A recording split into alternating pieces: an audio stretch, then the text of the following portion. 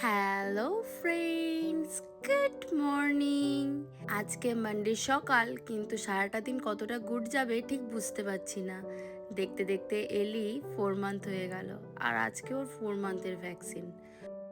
2 মান্থের ভ্যাকসিনগুলো নেওয়ার পর ওর একটু লুজ মোশন হয়েছিল আর একটু ফিভার এসেছিল, তো সেটাই আবার 4 মান্থের রিপিট হবে। এখন বুঝতে পারছি না ওর কতটা কি হবে শরীরে, কিন্তু এই ভ্যাকসিনগুলো নিলে না ও একদম কোল ছাড়তে চায় না। আমার জন্য না এই ভ্যাকসিনের ডেগুলো ভীষণ টাফ যায়।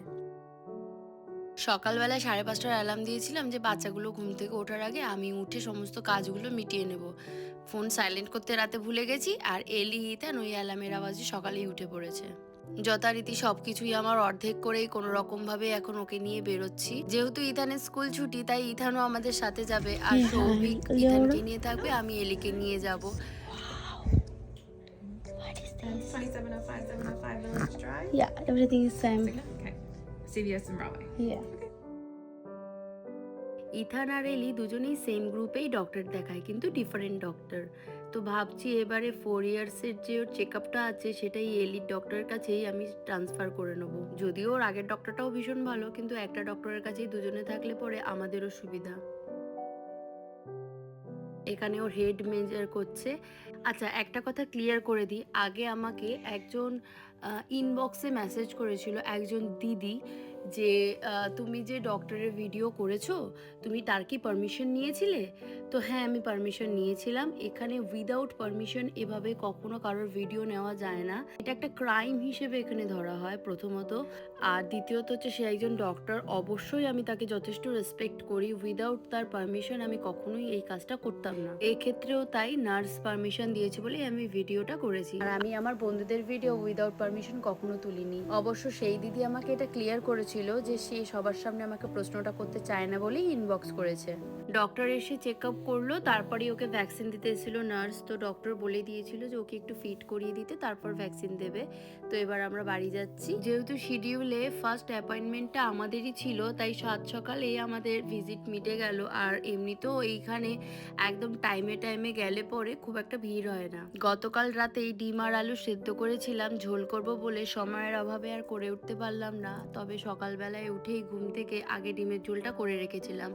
আর এখানে একটু কুমড়ো পাতা নিয়ে এসেছি, ওটাই ভর্তা করব। আমার এক বন্ধু থাকে আমার বাড়ি থেকে 10 মিনিট দূরে, তো ও বললো যে একটু কুমড়ো পাতার ভর্তা করে রাখতে, ও এসে নিয়ে যাবে। তো ওর জন্যও করবো, একেবারে আমাদের জন্য একটু বেশি করেই করে নিচ্ছি। আর এই কুমড়ো ফুলগুলো ওকেই দেবো বলে একেবারে তুলে নিয়ে এসেছি। যে কোনো ভর্তা মানে তো রেসিপি সেমই হবে। প্রথমে সেই শাক বা সবজিটাকে ভালো করে কেটে ধুয়ে নিয়ে রসুন দিয়ে একটু সামান্য নুন দিয়ে সেদ্ধ করে নাও। তো ভর্তাতে রসুনের পরিমাণটা একটু বেশি দিই আমরা। তারপরে কালো জিরে ফোড়ন দিয়ে ভালো করে কষিয়ে নাও নুন হলুদ মিষ্টি দিয়ে। ও হ্যাঁ, তার সাথে চাইলে পরে একটুখানি কাঁচা লঙ্কাও দিতে পারো। কাঁচা লঙ্কাটা যদিও বা আগে যখন খেতাম তখন আমি সেদ্ধ করেই দিতাম। ভ্যাকসিনের আগে একটু খেয়েছিল, বেশি খেতে চাইছিল না, আর আমিও জোর করিনি। তারপর ঘুমিয়ে পড়েছিল কাঁদতে কাঁদতে। তো এখনো ঘুমোচ্ছে, ওই অবস্থাতে ওকে যতটা পারি একটু খাইয়ে দিই। ও বাবা ঘুম থেকে উঠেই আমার কোলে, দেখছে মামা ঠিকঠাক করে সবকিছু করছে কিনা। তো এখানে আমার রান্না বান্না হয়ে গেছে। এখানে ভাত, ডিমের ঝোল আলু দিয়ে, আর তার সাথে এই কুমড়ো শাকের ভর্তা, আর একটু শশা কেটে নিয়েছি। আর তরকার ডাল ভিজিয়ে রেখেছিলাম, ওটা সকালে সেদ্ধ করে রেখেই তারপর বেরিয়েছিলাম। আজকে ইতানের সাথে আমিও লাঞ্চটা সেরে নিয়েছি। আর এখানে এলির সাথে ইতান একটু খেলাধুলো করছি। ইতানকে বলেছি ওর বোনুর এখানে বুবু হয়েছে, ও একবার কোলে নেওয়ার চেষ্টা করছে, একবার আদর করছে। দুপুরবেলায় দুই ভাই বোনকে ঘুম পাড়াতে গিয়ে ওদের সাথে আমিও ঘুমিয়ে পড়েছিলাম। তো ঘুম থেকে উঠে একটুখানি ভুট্টা পুড়িয়ে নিয়েছি, আমি আর সৌভিক একটু ভুট্টা খাবো। আর এখানে ইথানের জন্য একটু ব্লুবেরি ভিজিয়ে রাখছি, ও উঠলে পরে ওকে ব্লুবেরিটা দেবো। এলিকেও খাওয়াতে বসবো, কিন্তু তার আগে আমার ইথান বাবু এখনো ঘুম থেকে ওঠেনি, তাই ওকে একটু ডাকতে হবে।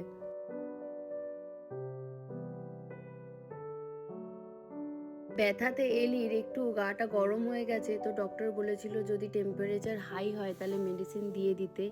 এখানে ইথানকে একটু ব্লুবেরি খাইয়ে দিচ্ছি। আর ওকে বলেছিলাম যে তুমি ব্লুবেরি খাও। তো আসলে সকাল থেকেও দেখছি এলিকে আমি সারাক্ষণ কোলের মধ্যে রেখেছি, একদমই কোলছাড়া করছি না। ওরও একটু মনটা খারাপ করছে, ও তো ছোট মানুষ না। ওকে একটুখানি আদর করেছি বলে ও আবার আমাকে রিটার্নে আদর করে দিয়ে গেল। সত্যি না, বাচ্চারা কি নিষ্পাপ হয়। সকাল থেকে যেহেতু এলি আমার কোল একদমই ছাড়েনি, সকালের সমস্ত কাজই আমার পেন্ডিং ছিল, একেবারে বিকেলে চায়ের সাথে কিচেনটাও আমি ক্লিন করে নিচ্ছি, আর রাতের ডিনারটাও একেবারে বানিয়ে নেব। ডিনারের জন্য যদিও বা খুব একটা ঝামেলা করিনি, সেই ডিমের তরকারিটাকে একটু বাড়িয়ে নিয়েছি, রুটি দিয়ে ওটাই হয়ে যাবে। এই চায়ের ছাঁকনিটা আমার বিয়ের পরে নতুন সংসারের জন্য কিনেছিলাম, সেই মায়া এখনো ছাড়তে পারিনি, ডান্ডি চলে গেছে, ছাঁকনি রেখে দিয়েছি। কারণ ইথানকে একটু পড়াশোনা করিয়ে দিচ্ছি। আজকে ওর বনু যেহেতু ডক্টর ভিজিট করেছে, তাই ও সারাদিন ধরে আজকে টেথিস্কোপ লাগিয়েই নাকি ঘুরবে। ঘড়িতে এখন রাত 9টা বাজে, ইথান খেয়ে ঘুমিয়ে পড়েছে, আর এদিকে এলিকেও আমি স্নান করিয়ে একটু রেডি করে নিচ্ছি, তারপর একটু পরেই ওকে খাইয়ে ঘুম পাড়িয়ে দেবো। তো চলো, আজকের মতো টাটা।